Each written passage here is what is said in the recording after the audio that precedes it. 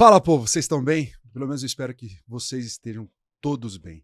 A gente pensou muito em tudo que aconteceu nos últimos dias e nós nos sentimos na obrigação de tocar nesse tema, aproveitando o que houve com a Valesca, mas também aproveitando o Setembro Amarelo, para a gente tratar e conversar e colocar, se falar muito mais, discutir sobre saúde mental. Por isso, estou recebendo aqui no estúdio, com muita alegria, o professor Paul Carduz, psicanalista, professor da USP, da Unicamp, da pós-graduação das duas faculdades. Muito obrigado, professor. Boa tarde para o senhor. Obrigado, seja muito bem-vindo. Obrigado, Alexandre. O prazer é meu. Tá aqui. E a gente queria muito trazer a rainha Virna para cá para a gente falar de outros assuntos, né, Virna? Porque você é alegria em pessoa. Mas pela proximidade, pela sua experiência e principalmente pela sua cabeça, assim, a gente escolheu você a dedo. Obrigado. Muito obrigado. Poxa, Lei, é um prazer estar aqui. Doutor, muito obrigada. Hoje eu acho que vai ser uma terapia pra aqui. Nós hein? todos. Vamos ser um divã aqui, Exato. porque a gente atravessou dias muito difíceis. Eu confesso que foram 2 dias que eu fiquei acamada. Eu perdi já meu pai, perdi muitos entes queridos, mas eu acho que quando a dor da perda vem da natureza divina, né, que Deus leva, a gente acalma um pouco a alma, mas da forma que foi, assim, para mim foi muito devastador. Uma pessoa que eu amava muito, eu tinha a Valesca como uma filha, né? Eu fui sou afilhada, madrinha de casamento e para mim era uma menina muito especial.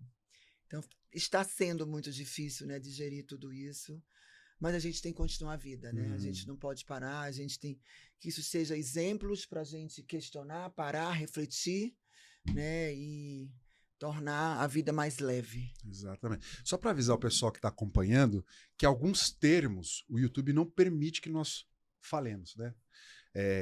Você sabe do que a gente está falando, mas a gente tem que tomar cuidado porque a gente não pode tomar um strike e ser proibido pelo YouTube.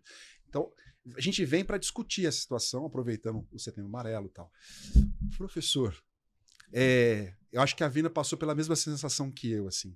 Imagina. De tentar pensar em alguma coisa que pudesse ter ajudado. Porque a Valesca estava aqui, né? Ela veio aqui no estúdio. Será que tivesse falado alguma coisa? Será que perguntado alguma coisa? Conversado um pouco mais?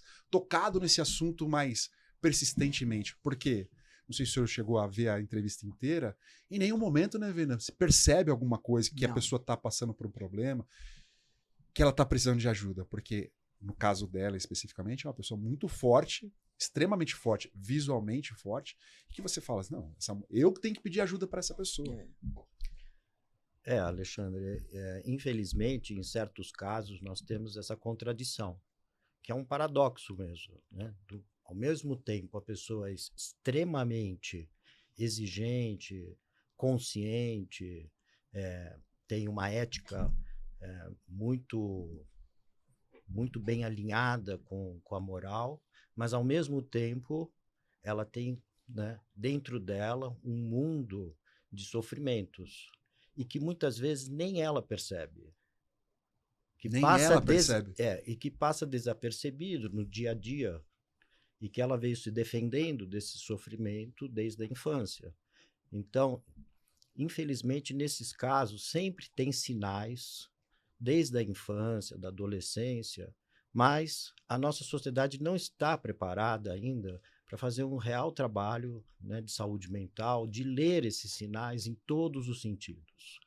E a gente lê quando acontece algo muito próximo do trágico ou quando a tragédia acontece de fato. Aí a gente remonta e fala, então aqueles sinais eram sinais já de um sofrimento psíquico. Mas é isso, acho que vocês têm razão de sofrer porque a morte é algo que é um real que nunca é simbolizado totalmente, né, pelo ser humano. É impossível. Então deixa uma dor e uma tristeza muito grande.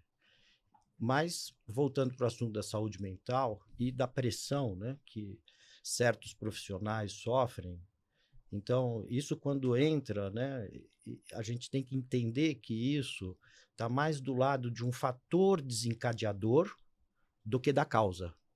Explica isso pra gente, que seria o fator desencadeador. Está próximo de alguma coisa que está fazendo mal do que um episódio em si? Ela já tem dentro dela um sofrimento muito grande que ela consegue, com a vida, ir lidando com esse sofrimento, que seja com amigos, que seja com esporte, com estudos, com o trabalho, enfim, ela vai superando, mas de repente, quando aparece um sofrimento maior que exige do ego dela uma força ainda maior, ela não suporta. Entendi. Então não seria um gatilho, então. As pessoas usam essa palavra como gatilho. É. Seria um evento novo, muito mais forte, que ela não conseguiria lidar com ele. Não que ele seja a causa, mas é um fator desencadeador de algo que estava sendo suportado até então e passou a ser intolerável. O que aconteceu comigo, Vina, eu imagino que deve ter acontecido com você, eu comecei a receber muitas mensagens de pessoas que ou já passaram por isso, ou conhecem alguém que passou por isso, ou que estão vivendo essa situação de Sim. depressão, enfim. E realmente eu vejo. Essa pandemia ficou muito gritante, né, doutor? As pessoas adoeceram, né? Porque a gente se viu trancada dentro de casa, a gente se viu muita gente desempregada, passando fome, a gente passando. E quando as coisas foram retomando, a gente sentia um ódio nas pessoas, né? Um sentimento de revolta. Assim, você sabe que é uma coisa, doutor? Todos os dias eu acordo e me pergunto: eu preciso ter rede social? Porque, cara, eu quero vender a minha verdade. Eu sou muito espontânea, não tenho máscara, nunca tive. E aí, às vezes as pessoas vendem uma mentira, e aquela mentira faz mal para ela, a pessoa adoece com aquilo, sabe? E eu vejo muito cancelamento, os jovens hoje se inspirando em personagens que não existem, né? E cadê Deus? Cadê a fé? Cadê seus valores? Né? Porque eu fui criada numa família, meu pai era seminarista, ele ia ser padre. Ele largou o celibato quando ele conheceu minha mãe era miss. E ele mudou, mas só que eu fui criada com os valores muito religiosos dentro de casa. Eu era coroinha de igreja, então todo dia eu estudava a Bíblia. As pessoas perderam um pouco esse amor ao próximo, o acolhimento, o olhar. É muito primeiro eu, sabe? Eu todo dia fico me perguntando, cara, eu preciso disso. Eu falei, poxa, Vina, mas tenta vender uma verdade, tudo bem, mas pô, você tem família, você vai ficar expondo seus filhos, seu marido. Pra quê? Tá tão louco as coisas. Por Aval. A Aval tinha um Instagram belíssimo. Cara, ela fez uma transição de carreira. Coisa mais linda do mundo. Ela se preparou, ela estudou. Aquele Instagram dela tava lindo. Aquilo era a Valeuska. Aquela mulher classuda, aquela que gostava de ser chique, de ser elegante. E ela tinha vontade de levar esses valores. Mas o que levou dentro dela? No meu olhar, doutor, eu confesso que eu não sou psiquiatra, psicólogo, ela devia ter um buraco muito grande dentro da vida pessoal dela. Uhum. Só que nunca se falava nesse assunto. A Valesca se blindava. Tá tudo bem, tá tudo ótimo. Ela chegava, encontrava o marido, abraçava, beijava. Então, acho que ela tinha alguma coisa ali dentro que ela não queria externar.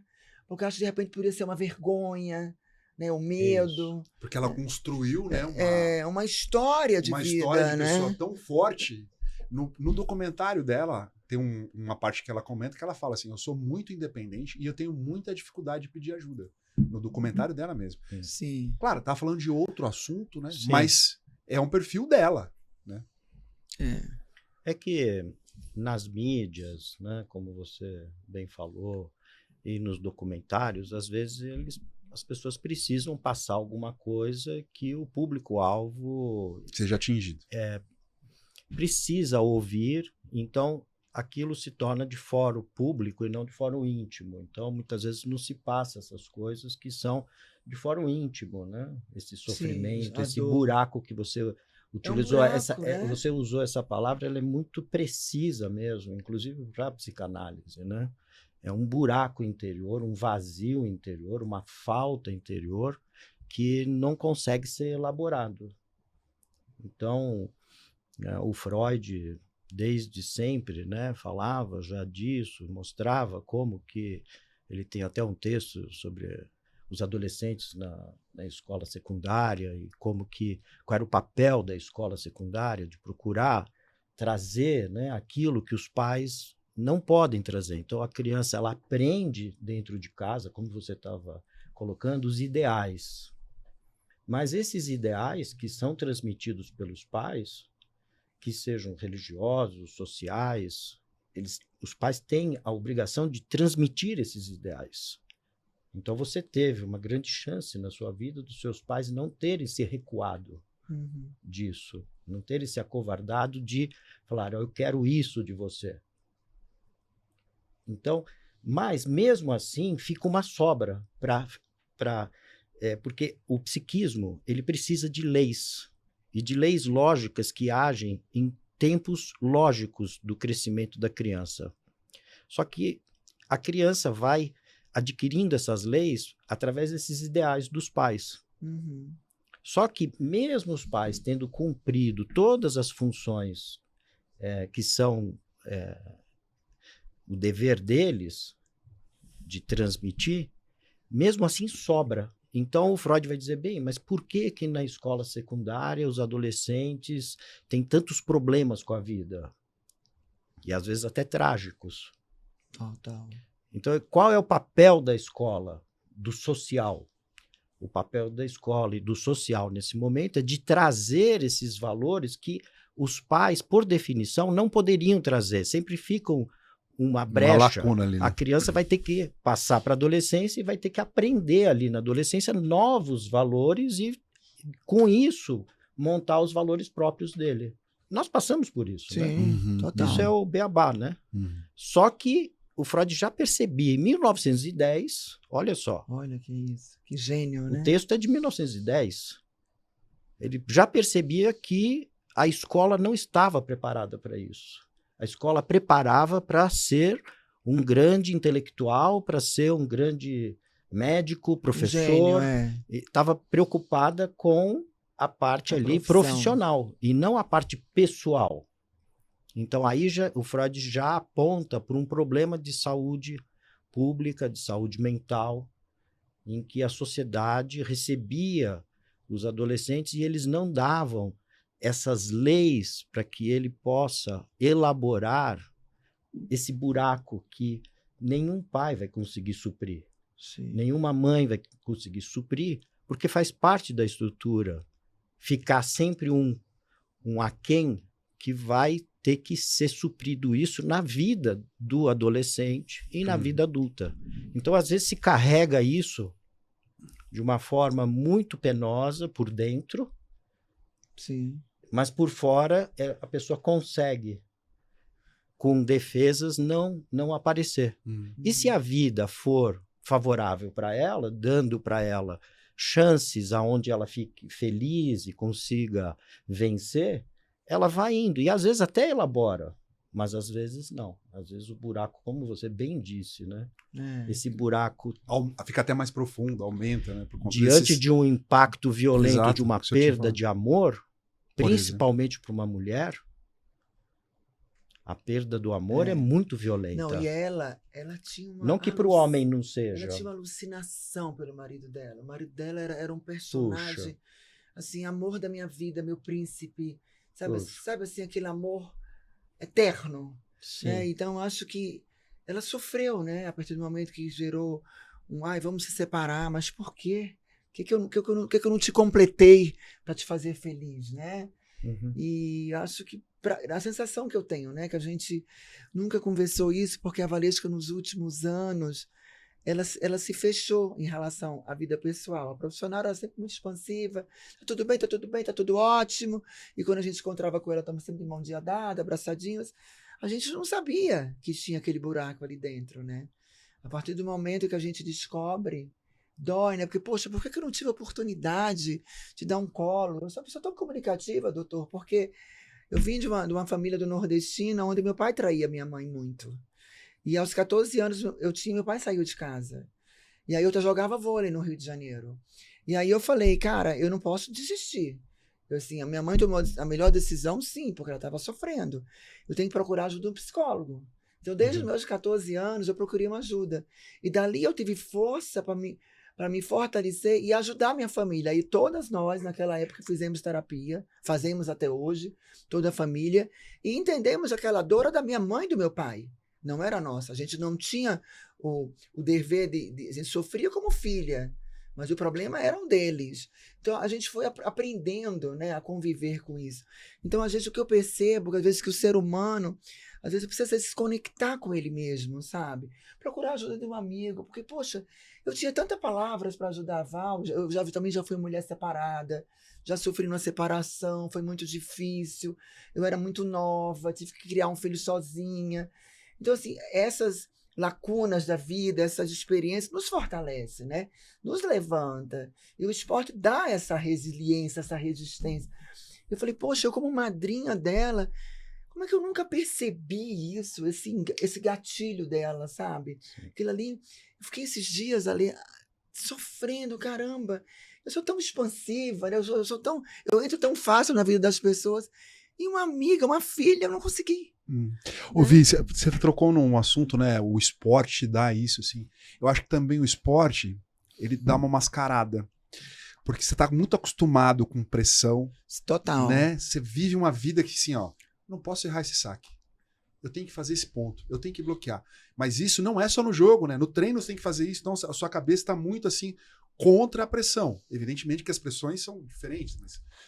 E o seu cérebro acaba se acostumando. Então, para assumir que você tem um problema, para buscar um psicólogo, conheço vários colegas meus, amigas.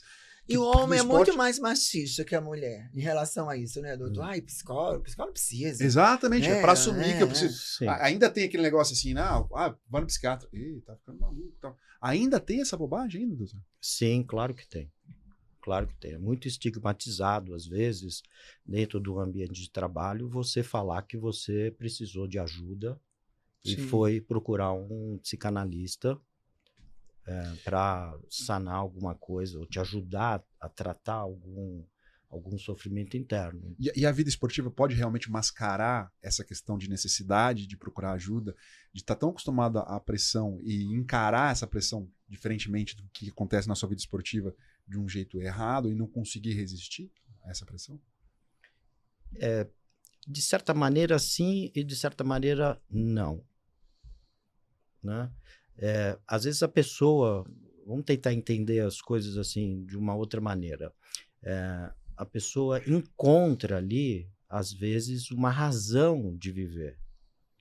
E ela, na ingenuidade da pressão do sofrimento dela, ela acha que aquele prazer que ela está tirando de poder alcançar uma performance que ela idealizava, é um prazer tão grande que ela imagina, às vezes, que aquilo vai sanar o problema dela, ingenuamente.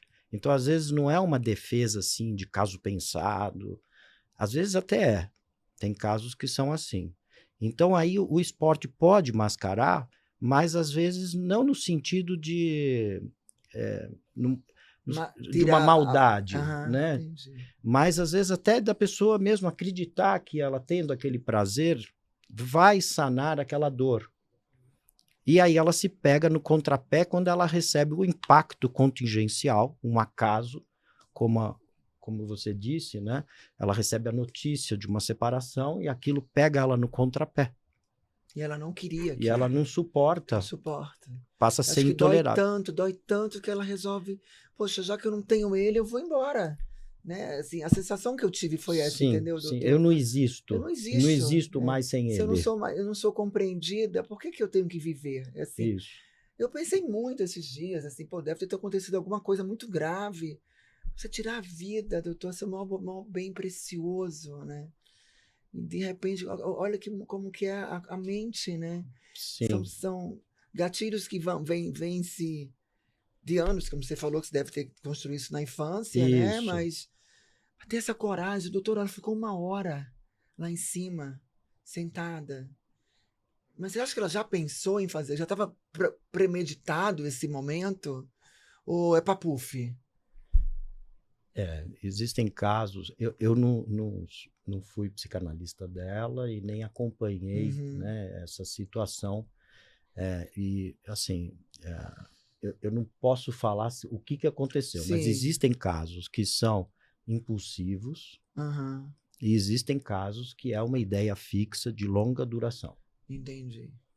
Onde a pessoa vai, né, com aquilo na cabeça e uma hora ela vai fazer. E, infelizmente, tratando a questão de saúde mental, Muitas vezes a pessoa fala, não, se fosse para ser, ia fazer mesmo, não ia errar na dose, não ia encenar, isso é encenação. Mas não, a pessoa vai dando avisos e quando uma pessoa faz uma tentativa de alguma coisa contra si, é sempre um sinal de que alguma coisa não está andando bem, que essa pessoa está sofrendo e que precisa de ajuda psicológica. A coisa do planejamento, que é uma coisa que me assustou, assim, durante o processo, né? Porque será que ela veio aqui conversar comigo, dar entrevista já pensando, né? Uma despedida e deixar, né, historicamente registrada a vida dela, ela contando a vida. Lindo, o podcast de vocês foi lindo. Deixando mensagens, né? Porque ela estava falando de vida, de pós-carreira, de como foi a carreira dela, mostrando quanto ela é forte, quanto que ela tinha para mostrar para as pessoas.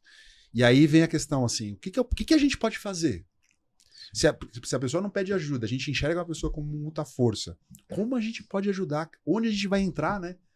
Porque nem a Vi tá falando assim, pô, eu sou madrinha, conheço ela há anos e tal, e pô, eu não via nada.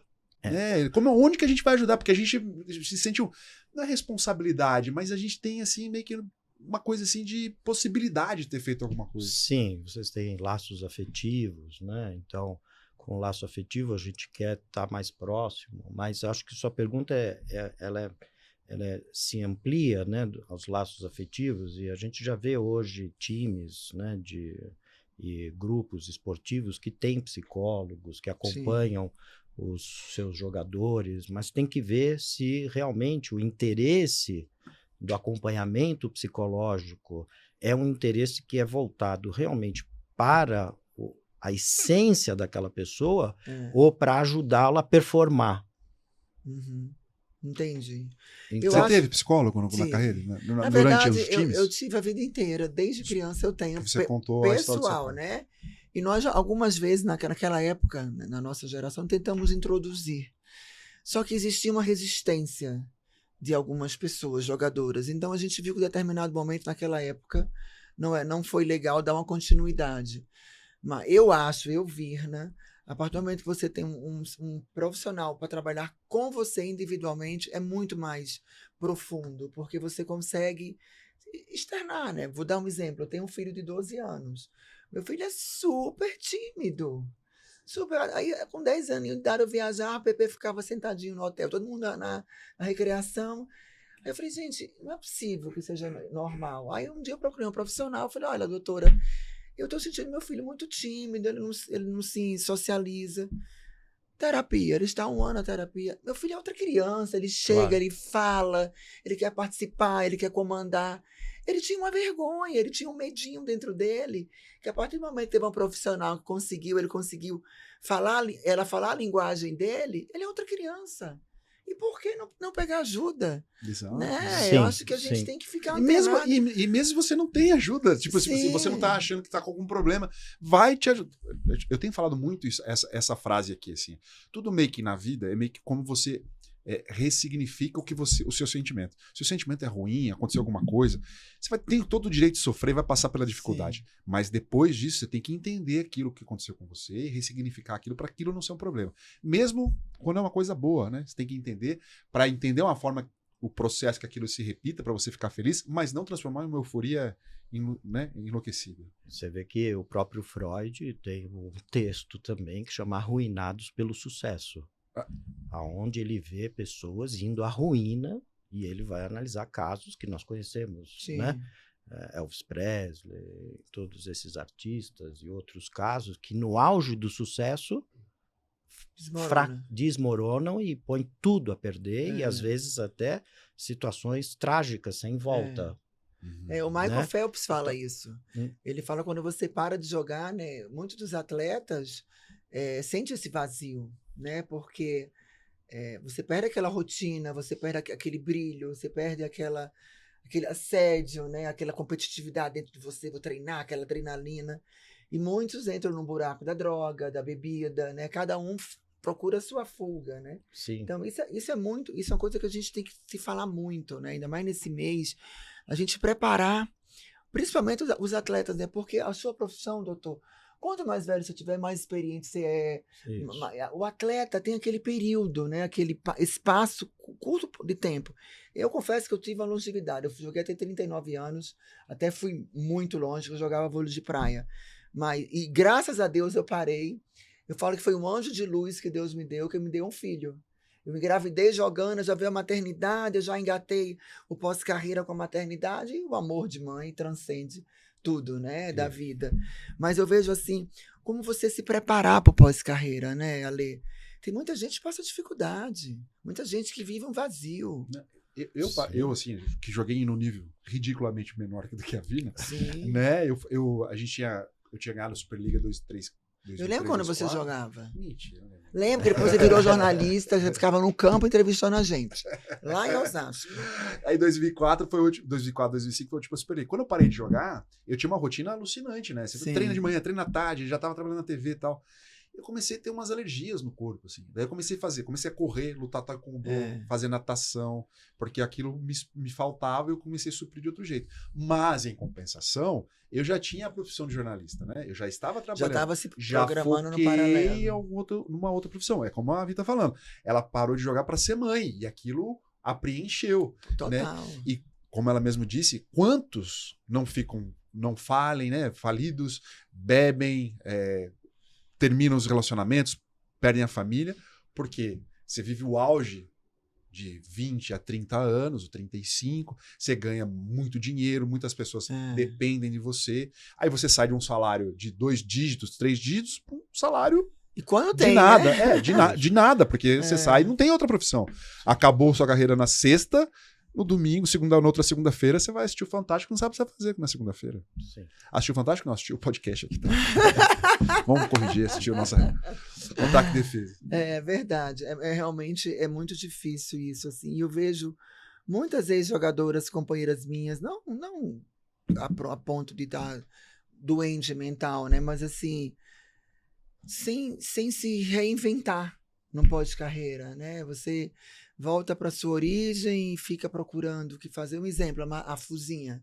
Eu amo a Fuzinha. Eu estou muito feliz que ela está na Fazenda. Muito feliz. Inclusive, me ligaram para me convidar. Eu falei, se for para Fazenda, meu marido me separa pro resto da vida, né? Imagina eu na Fazenda ali fazendo aquela bagunça toda. Aí eu indiquei a Fuzinha. E eu tô tão feliz porque ela precisa daquilo. Ela precisa daquela autoestima. Ela tá convivendo com um monte de gente. Ela tá sendo full como ela é. Ela tá dando um show, eu tô assistindo.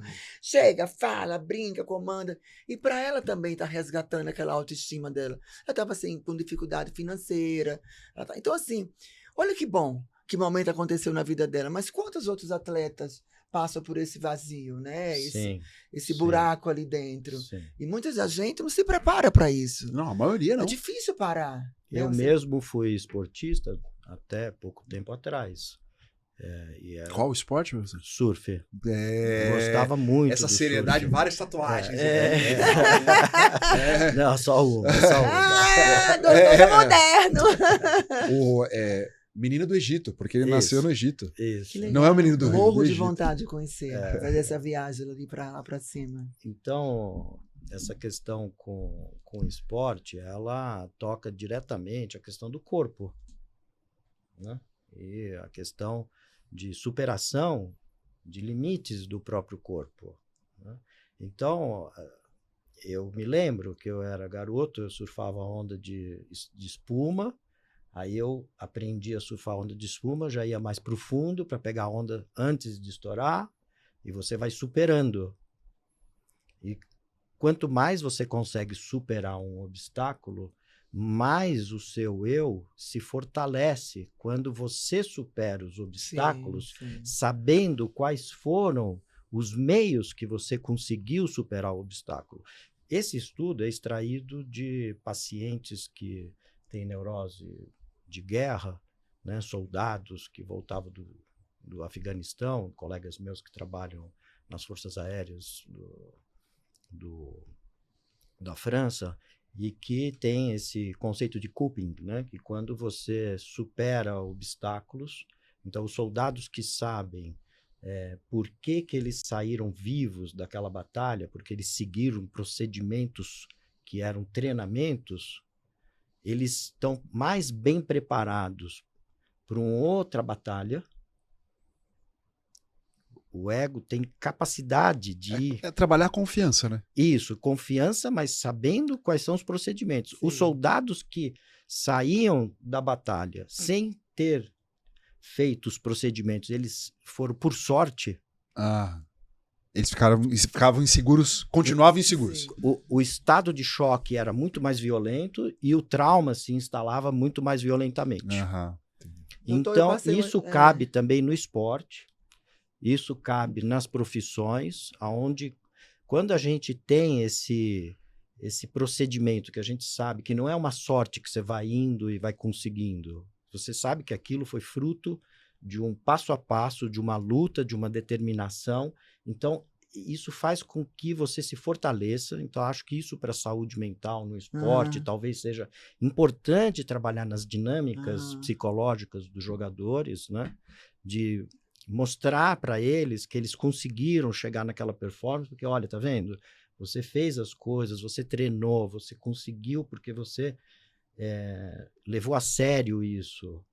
Né? Não foi por acaso, não foi um dia de inspiração que você foi lá e deu as melhores cortadas e deu Sim. tudo certo. Você pode contar uma experiência para o senhor que isso para mim foi muito marcante na minha vida. O ano mais importante da minha carreira foi 1999 e 2000. Foi o ano mais difícil da minha vida pessoal. Foi no Flamengo e depois Seleção Brasileira, que eu ganhei no Grand Prix, melhor jogadora do mundo. Eu estava me separando. Eu tinha uma dor tão grande de desconstruir uma família, porque a gente casa aquele sonho, né, do casamento eterno. Mas o esporte me deu tanta força, mas tanta força, que eu superei todas as adversidades. E assim, para mim, um dos maiores orgulhos que eu tive da minha vida foi nesses momentos. E foi nos anos que eu ganhei melhor jogadora do mundo, ganhei melhor recepção do mundo.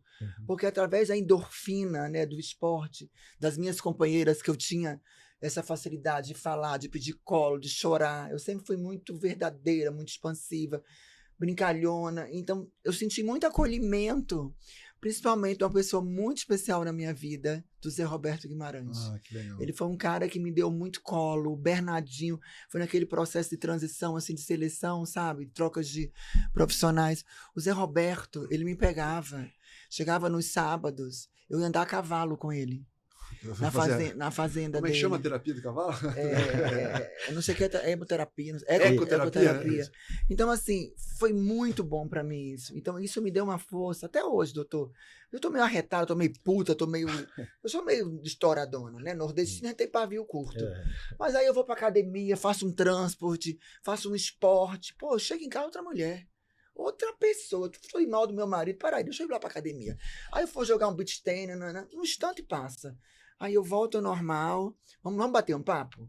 E eu aprendi fazendo os cursos da mente. Sempre quando eu tenho uma crise com um companheiro, com uma amiga, se eu vejo que eu não estou preparada para discutir naquela hora, eu respiro.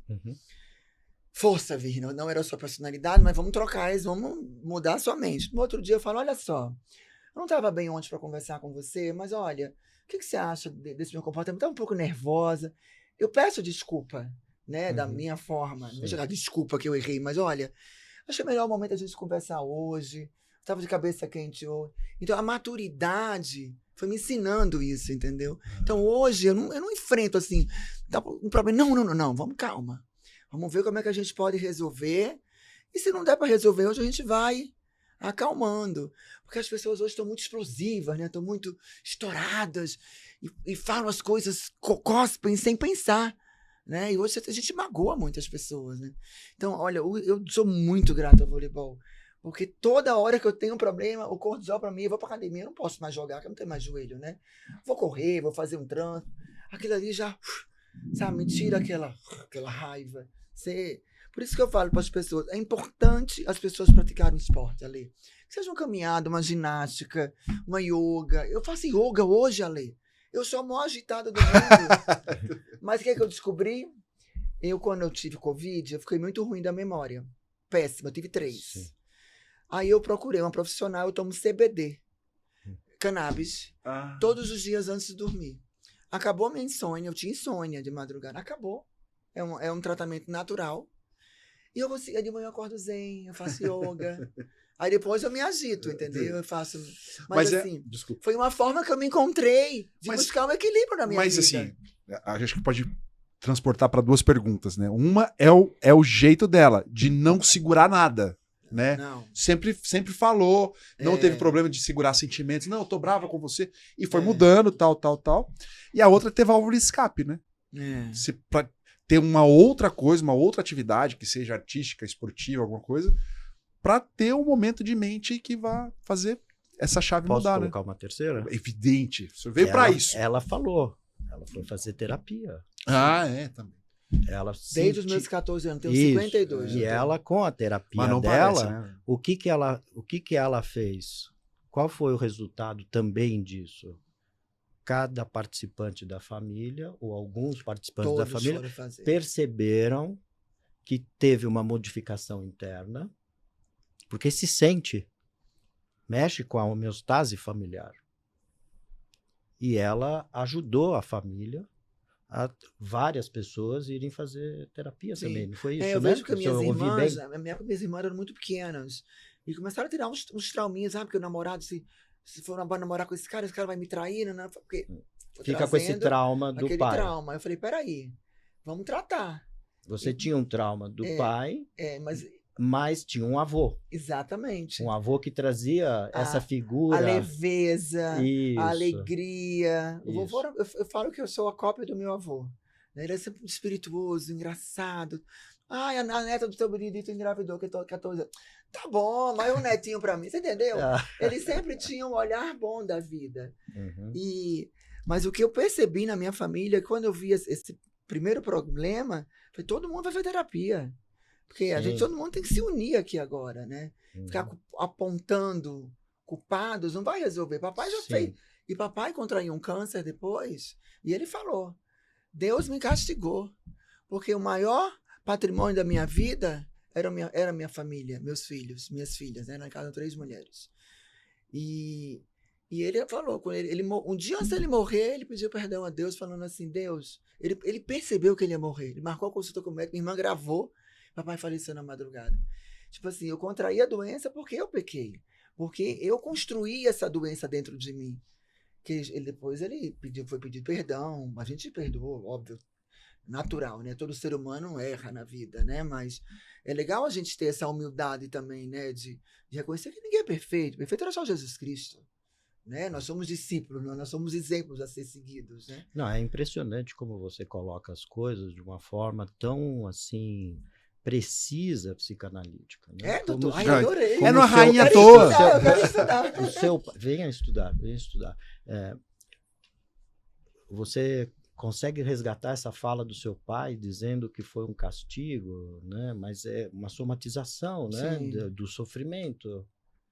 Né? As doenças não aparecem à toa, tanto as do corpo quanto as da mente. Os sofrimentos não são à toa, são coisas que alguma coisa aconteceu no passado e que aquilo fica impresso. Uhum. E o que não é colocado para fora em palavras corre grande risco de voltar no corpo, no real do corpo. Vai encontrar um lugar dentro de você. Precisa se expressar, vai se expressar. Uhum. Não há dúvida disso. Doutor, muita gente pode estar assistindo agora, vocês estão falando de terapia, mas terapia é caro, tal. Como todo mundo pode ter acesso à terapia? Existe um caminho, existe alguma forma gratuita da pessoa chegar no terapeuta? Existem escolas de psicanálise que atendem com valor simbólico. Sim. Existem faculdades de psicologia que no último ano os alunos são supervisionados por professores que podem atender. E existe na rede pública também acesso, né?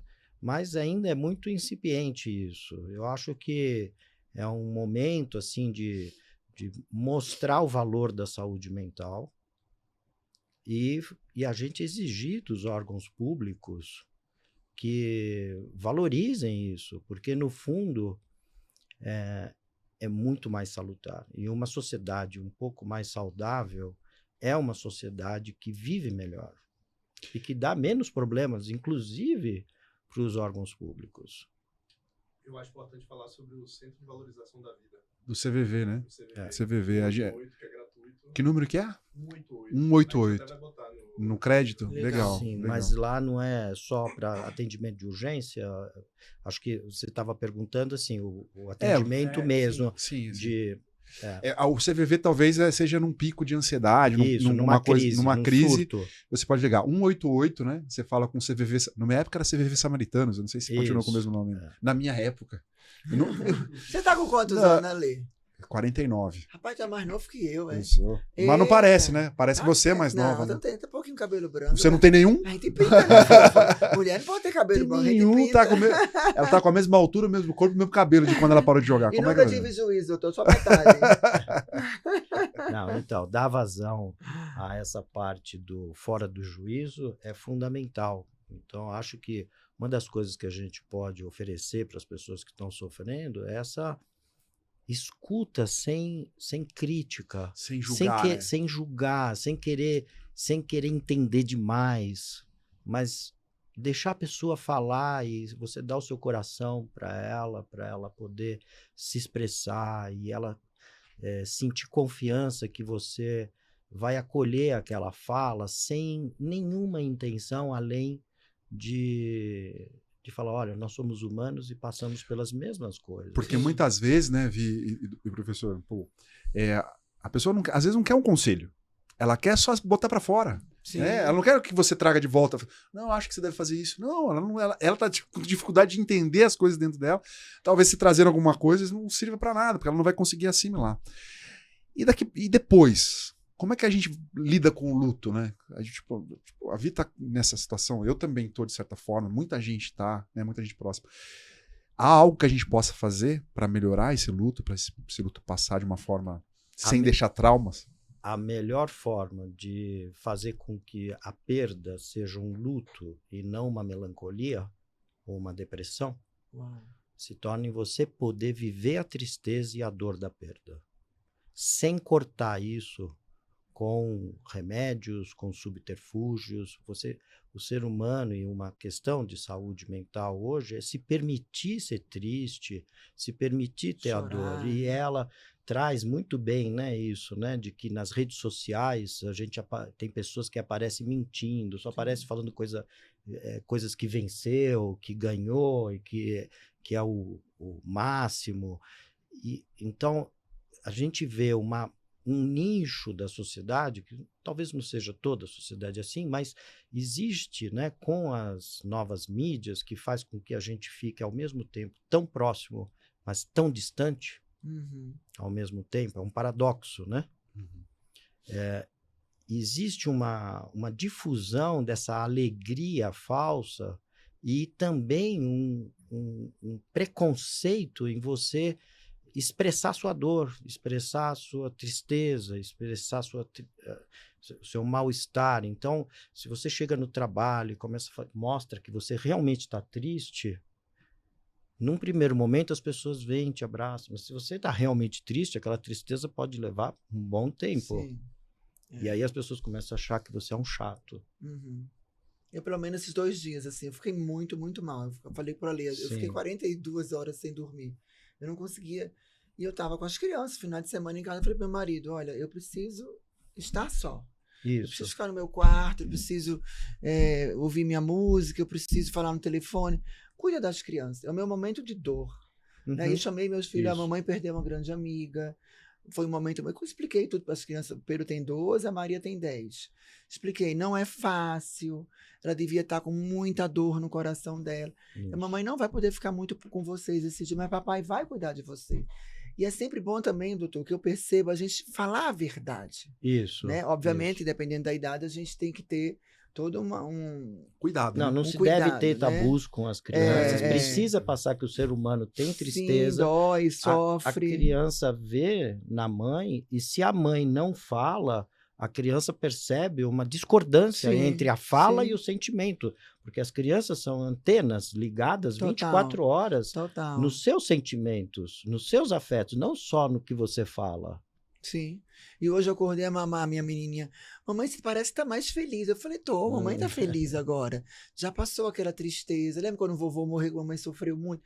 Mas passa, minha filha. Isso é um Aí a grande gente tem, sim. eu falo assim, a verdade dói, mas é sempre verdade. Obviamente, com a criança a gente tem que ter uma linguagem mais infantil, né? E eu procuro ter um diálogo assim muito aberto. O que você está sentindo? Como é que tá? Tá incomodando alguma coisa? Ai, mamãe não tirou a melhor nota da escola, mas você se esforçou? Você deu o seu máximo? Uhum. Ok. Mês que vem você vai melhorar a sua nota, a mamãe pode te ajudar. Então, assim, sempre valorizar, porque eu vejo, às vezes, as crianças hoje, muitas crianças não conseguem ouvir o não, né? Assim, Uhum. hoje, a gente vive numa sociedade que o mundo virtual não pode ter, a criança não pode ter frustração, não pode brigar. Lá em casa é branco no branco, preto no preto. Vai ficar de castigo, sim. Tem horário de jogar o game, tem horário de fazer atividade física. Não tem essa coisa, será que pode? Não. Uhum. Porque se você não der limite agora, nesse mundo que a gente vive, as crianças vão pirar. E a gente acompanha casos na escola de crianças, né, com alguns probleminhas, e eu converso, olha, precisa de acolhimento, procura a professora, procura um amigo. Eu sempre estou antenada, porque a gente tem que chamar um amiguinho para ir na sua casa, conhecer a essência da criança, conhecer os pais. Porque tem muitos pais que acham que a escola tem que educar. Né? E na verdade não é escola. Mora aqui, Os educado em valores casa, estão dentro né? da sua Sim. casa. Ouvi, uma coisa que acontece muito quando a morte cai perto da gente, né? A gente dá uma repensada na vida e muito também na relação que a gente teve com a pessoa que partiu, né? Eu lembro quando meu pai faleceu, tem um ano isso, né? Oxe, muito Recente assim, e eu ficava pensando assim, será que faltou eu falar alguma coisa pra ele, né? Falar de sentimento, falar que eu amava, tal, né? Será que quando eu discuti com ele alguma coisa, eu tava errado, eu exagerei e tal? E isso me fez muito bem ter esse pensamento e falar assim, não, eu nunca deixei de falar que amava meu pai. Eu nunca briguei uma coisa que eu quisesse mal dele, eu brigava que nem como ele Sim. brigava comigo quando eu era criança, que eu tava fazendo Sim. alguma coisa errada, assim. Então eu fiquei bem, sabe? Eu também.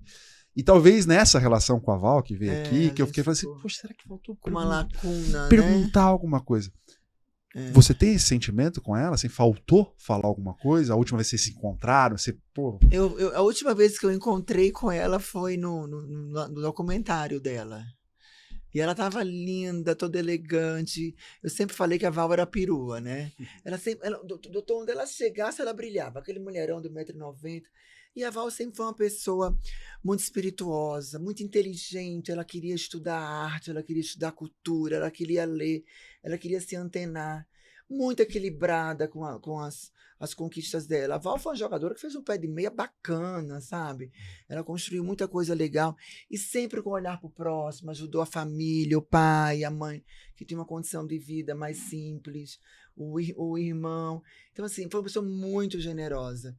Né? Então, quando aconteceu tudo isso, Ale, eu falei, caramba, por que a Val não contou pra mim? Porque toda vida que eu pergunto, tá tudo bem, tá tudo ótimo, gata. Eu chamava de gata, né? E aí, gata?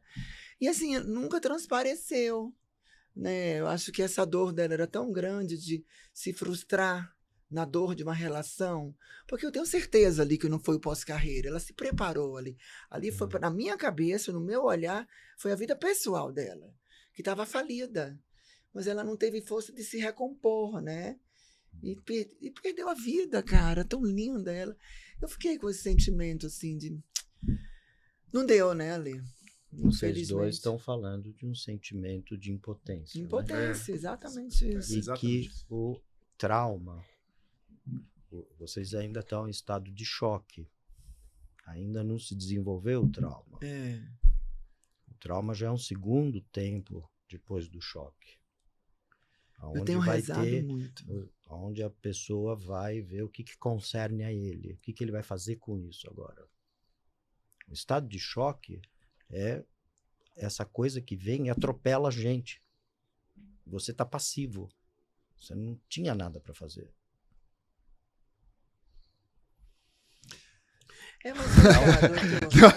Vou dar uma respirada aqui. Mas sabe o que eu fiquei pensando agora? Me veio na cabeça assim... Será que o marido, alguém, uma funcionária que trabalhasse mais perto, não pudesse vir ajudar, falar com um amigo, falar, sabe, com alguém? Sim. Poxa, sei, me veio esse sentimento assim, porque, caramba, tirar a vida é um mal bem precioso que a gente pode ter, né? Sim. Porque Sim. assim, a natureza da vida, Deus, você nasce, um dia você vai partir.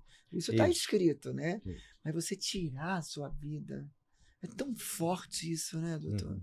Sim. Que conselho fica desse papo? Assim? O que a gente pode... O grande conselho assim, é tentar fazer terapia, vai ajudar, tentar externar mais, procurar outras atividades para você colocar para fora uma energia, né? Como a Virna faz, é o beach tênis e levanta todos os pesos da academia de manhã. Olha, extravasar. São duas coisas que eu vou falar que parecem contraditórias, mas no fundo não são. Uma delas é assim, claro que os sinais aparecem. Ela trouxe, né, que no momento que ela viu o filho tímido, não tomou como tímido. Falou, aqui tem algum sofrimento. Sim. Então, os pais, né, e os adultos e as escolas que estão mais próximas se prepararem para entender esses sinais que sempre aparecem. Mas a gente está falando de uma pessoa que já passou por análise, né, superou Sim. muitos obstáculos, passou por muitos problemas e muitas terapias, né? Sim, Você inclusive eu fez. tive pânico uma época. Então você pôde ler no seu filho um sinal e ofereceu para ele recursos para ele lidar com isso, e depois de um ano ele já tem uma resposta boa, né? Então isso é uma coisa. Então a gente se preparar para ler os sinais e oferecer ajuda. E desmistificar de que quem vai para uma terapia tem que ser discriminado, né? Pelo contrário, é um ato de coragem enfrentar os seus demônios. E eu falo pro meu filho, seu terapeuta, tia Márcia é a melhor amiga do PP. Você pode contar tudo para ela, que ela vai guardar todos os seus segredos. Sim, claro. E daí ele ganha essa confiança, né? Sim, sim. Isso é ótimo. Então você preparou. Por quê? Porque você acredita nisso. Agora, doutor, eu passei uma experiência. Eu fui assaltada com arma na cabeça, eu e minha filha, e levaram o meu carro. Era uma moto, no Rio de Janeiro, isso. E eu adquiri pânico. Eu não podia ver uma moto. Tinha sobressalto. Era uma falta de ar. E eu, no começo, eu achava, gente, o que aconteceu? Aí chegou um ponto que um dia eu travei, eu dirigindo, eu não consegui nem para frente nem para trás. Procurei um psiquiatra e fui medicada. E, cara, foi transformador. Porque eu tinha preconceito. Eu nunca me permiti tomar um remédio, a não ser que para uma dor, para uma inflamação. Mas tipo, uma terapia, eu falava, nossa, para quê? Mas quando você vive aquela dor, você sabe o quanto foi importante. Eu fiquei 3 meses medicada, fui desmamando. Hoje eu vejo uma moto, respiro, não vou falar que eu não tenho medo, eu tenho. Mas assim, passou aquele trauma, né? Eu limpei. E é importante as pessoas saberem que às vezes um pânico, uma depressão, precisa ser tratado. Sim, sem né? dúvida. Aí a gente tem que diferenciar, né? O que é... Assim, o Freud vai, tardiamente, ele tem um texto que ele vai dizer que tem 3 tipos de angústia. Uma angústia que é decorrente de você entrar em contato com o seu próprio desejo. Então, nos sonhos pode aparecer desejos que você mesmo tem um pesadelo e não quer reconhecer aquele desejo dentro de você. Outra angústia é ligada aos ideais, ao super-eu, ao seu agente de censura e observador, que isso também está alinhado a ideais muito elevados. Então, uma pessoa como a Valesca, que você disse, que é uma pessoa super correta, alcançou muitas coisas, ajudou a família, então você vê que tem ideais muito elevados. Quanto maior o ideal, às vezes maior a exigência. E diante do impacto, ela pode produzir um efeito, ao invés de benéfico, um efeito maléfico contra si próprio, porque se autopune por não conseguir dar conta daquela situação. Então ela se pune por isso. E o Freud vai dizer que existe um tipo de angústia que é ligada ao trauma real. Ele vai chamar de angústia real. Então tem angústias que vêm de fato. Ele estava acompanhando pacientes no pós-guerra, da Primeira Guerra Mundial também. Então aqueles pacientes, não cabe interpretação. Não cabe você falar para ele, olha, diminui os seus ideais e seu agente de censura, ou reconheça o seu desejo, que isso alivia. Não, cada vez que tiver um sinal, a pessoa vai entrar em estado de alerta de novo. A hora que você ouvir o ronco de uma moto, vem o sobressalto. Então, às vezes, precisa, sim, tomar alguma coisa para se acalmar. Então, a gente precisa desmistificar, você tem razão, porque em certas circunstâncias, mas precisamos saber fazer o diagnóstico. Às vezes, isso não é uma depressão. Isso é uma neurose traumática. Mas que ela aprendeu a lidar com a situação. Aí Ressignificou, que é, Isso, que é a exato. grande questão. Assim, aprendeu a lidar com a situação, ressignificou aquilo lá. Eu vou ter um sustinho, vou ter que ficar atenta. Sim, mas aquilo não vai impedir dela andar com o carro mais. É a grande Sim. questão. Ela sabe que aquilo é real. Uhum. Aquilo não é um fantasma e nem uma exigência dela. Ela sabe que, de fato, nós estamos numa cidade. Eu mesmo também fui sequestrado há pouco tempo atrás Uau. e vi 8 vezes um revólver voltado para mim. Uau. Então, essas situações são reais. Nós estamos o mundo está se dirigindo para isso, né? De países que antigamente não tinham assaltos estão tendo. Então, não é uma questão só brasileira. Sim. O mundo está muito complicado quanto a isso. Professor, a gente tem que liberá-lo. Nós temos que caminhar para o final, porque o senhor tem horário. Isso. A Vina também tem, mas é um pouquinho mais tarde. Mas a gente vai chegando no final. Como é que a gente faz para encontrá-lo, para saber mais do senhor, acompanhar? O senhor está nas redes sociais ou o senhor é mais ausente?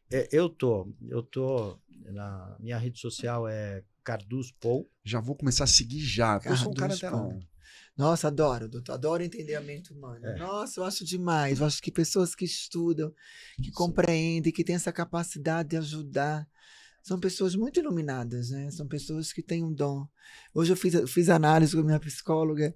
Eu falei, doutora, me explica o que é a depressão. Aí ela foi me explicando. A depressão não é só a tristeza, a irritabilidade. Tem vários sintomas Sim. que geram a depressão, né? Que a gente tem a sensação que a depressão é só quem é muito triste. E que não é verdade, né? Sim. Tem vários sintomas. Então eu adoro entender as pessoas, né? Não, você está entendendo super bem. Né? Eu Fodeu. vou estudar. De uma doutora. forma simples tal, que facilita o entendimento. Né? Eu e 2 colegas, nós organizamos uma escola de psicanálise. Vocês estão convidados quando puta. vocês quiserem, né? Mas assim, o princípio de uma formação de jornalista é ter feito análise. É por isso que ela fala de forma precisa. Porque ela fez análise, ela colocou em questão, Prática também, né? em questão o ser dela. É, Ela se questionou. sim, total. Não foi provavelmente Esse só... perfil é o dos senhores? Não. Ah, não. tá, já É tava. Carduz com K. K-A-R-D-O-U-S. O senhor atende aqui em São Paulo? Em São Paulo. Eu estou praticamente tudo online. Hoje a maioria das online, né? Mas atendo em São Paulo, na Que legal. Rebouças.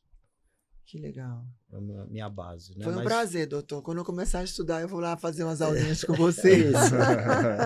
Que bom. E O a- prazer foi meu. E a Vina todo mundo já sabe e tal, né? Como é que é? O pessoal falou na transmissão do vôlei que a gente fez? A lendária Vina. Eu entrei no seu jogo, viu? Eu achei que era mentira. Eu das tava pessoas. viajando, mas eu entrei online, vim, mandei um beijo pra você e pra Érica, mas vocês estavam empolgados ali. Que fofa, né? Eu só posso falar que fofa. A gente tem que marcar alguma coisa mais light aqui. Vamos, O dia que você estiver em São Paulo, você avisa. Que você sabe que você manda, né? Você fala assim, Ah. eu vou estar, eu quero participar todo dia. A gente vem assim, vem correndo e marca alguma coisa. E quem sabe num jogo mais pra frente, né? De falar com o presidente que tá perto. Convidar ela pra comentar com a gente também, né? A gente levou a Érica. Na minha cidade, né? Tá morando lá em Campinas. A Érica participou, Eu vi. comentou. Érica é uma Rato Branco. figura. Hã? O apelido dela é Rato Branco. Ah, eu já não tenho essa intimidade Porque- toda pra chamar ela Não, assim. a gente foi fazer um jogo de despedida, né? Um jogo de despedida, jogo de inauguração da quadra aqui da Marginal Pinheiros. Ninguém tinha joelheira. A Érica me chega de joelheira rosa. A Barbie, né? A Érica sempre teve um mundo encantado, era um mundo cor-de-rosa. Ela sempre amou rosa. Querida. Tem alguma história pra contar pra gente encerrar assim mais tranquilo, assim? Uma engraçada? É porque você é a pessoa que sabe tudo, todo mundo. Eu tenho uma história tão linda com a Val. Isso é babado, viu? A gente viajava e a gente ficava, às vezes, 40 dias, né, doutor, fora de casa. Mas isso é uma história de besteira, tá, doutor? É meu lado louco de ser, tá? Aí... Medo de ser julgada. Não me julgue! E aí a Fofão fazia as unhas, E a Val que depilava a gente. Aí era meia hora de depilar, né, doutor? Aí tô lá depilando, o Bernardinho tocando a campainha, antecipou o horário do vídeo, né? Aí eu cheia de cera. Aí eu sentava assim, não podia sentar, porque não dava tempo de puxar a cera. E todo mundo rindo, né? Rindo. Que essa maluca tá assim, né? E tá com prisão de ventre. Eu falei, não, eu tô com cera no bumbum, Bernardo. Não, gente, sensacional, doutor. Porque a Val, ela era muito querida. E todo mundo rindo. Eu não conseguia não segurar, entendeu? Então a gente tinha muitas histórias assim, divertidas. E ela era uma pessoa muito especial. Adorava um samba. Que a nega dançava, porque ela dançava. Quando solteira era danada, gostava de beijar na boca. Né? Ela era tão legal. Conviver com ela. E assim, eu sempre gostei muito de samba, né? E nas concentrações, ela botava aquele som no último, vem cá dançar comigo. E ela era a professora. Ela era que comandava as coisas. Era muito legal. E ela tinha um amor pela Leila. A Leila era uma primeira mãe da Val, né? Eu era a madrinha louca. A Leila era a madrinha do colo, sabe assim? Então, assim, só foram muitas histórias legais, assim. Eu quero lembrar da Val com esses momentos, assim, mais lindos da vida dela, porque era um exemplo de atleta, ela disciplinada. Você não tinha um dia, você não via a Val reclamar. Ela sempre tinha probleminha de joelho, sempre tratava, sempre profissional, nunca faltava treino, sempre disciplinada. Todos os treinadores, se você perguntar que trabalhou com ela, amou ela.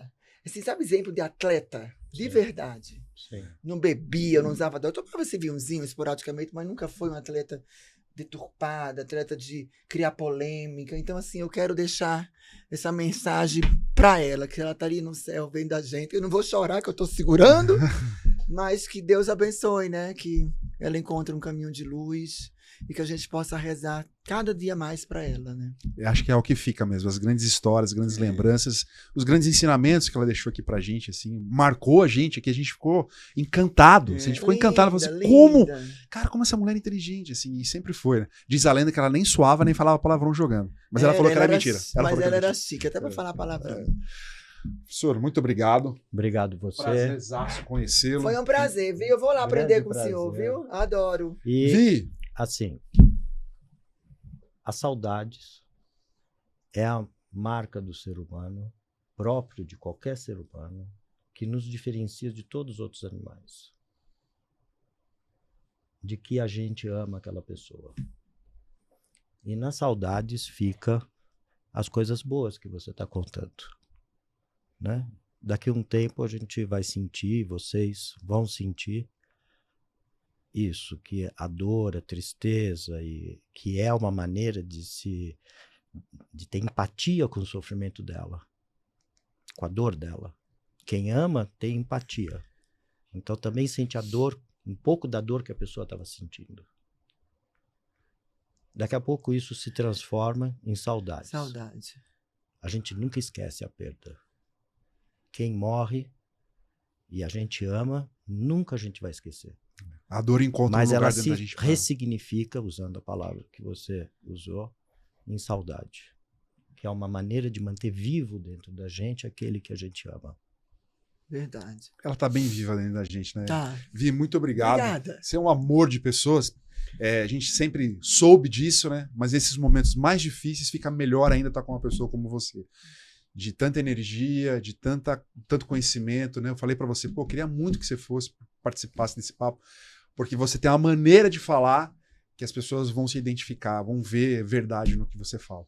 Você está sempre convidado. Tá? Obrigada, Defesa é sucesso. seu, tá? Ai, que lindo. Obrigado, professor. Obrigado a você também. Espalhe muito mais essa. Que bom. Acabaram? Posso acabar?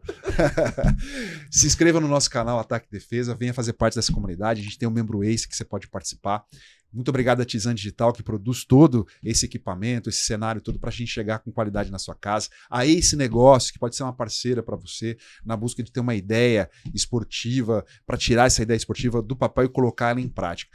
E assim, a gente está no Setembro Amarelo, a gente sabe quanto é necessário tratar muito mais desse assunto do que a gente fez aqui. Então a gente vai tentar fazer de alguma forma sempre, pelo menos aqui dentro do podcast, nas entrevistas, de perguntar como está a saúde mental dos nossos entrevistados, que acaba sendo muito importante. Muito obrigado. Se você chegou até o final desse vídeo, curta, comente, compartilhe. Mais pessoas precisam de ajuda e você pode ajudar. Obrigado. Até a próxima. Tchau.